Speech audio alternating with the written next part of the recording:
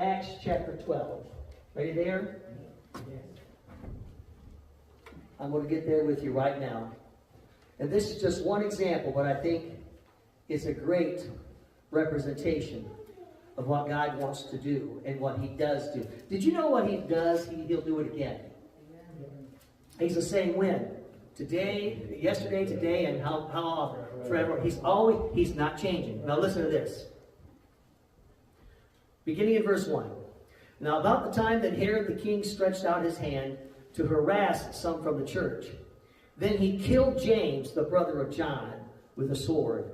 And because he saw it pleased the Jews, he proceeded further to seize Peter also.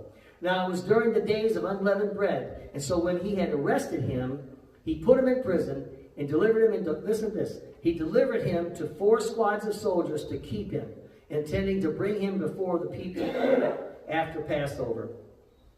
Peter, therefore, kept in prison, but constant prayer was offered to God for him in the church.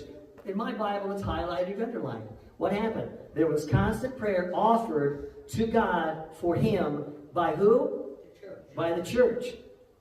And when Herod was about to bring him out, that night Peter was sleeping, bound with 2 chains between 2 soldiers, and the guards before the door were keeping the prison. Now behold, say behold, an angel of the Lord stood by him, and a light shone in the prison, and he struck Peter on the side and raised him up, saying, Arise, quickly! And his chains fell off his hands.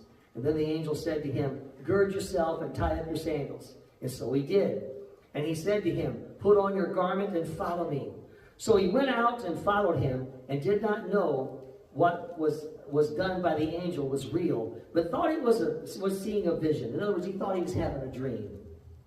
And when they were past the first and the second guard post, they came to an iron gate that leads to the city, which opened to them of its own accord, and they went out and went down the street, and immediately the angel departed from him.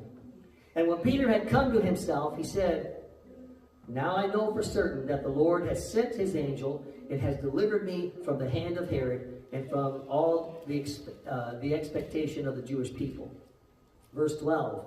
So when he had considered this, he came to the house of Mary, the mother of John, gathered together. What were they doing? They were gathered together praying. And as Peter knocked on the door of the gate, a girl named Rhoda came to answer.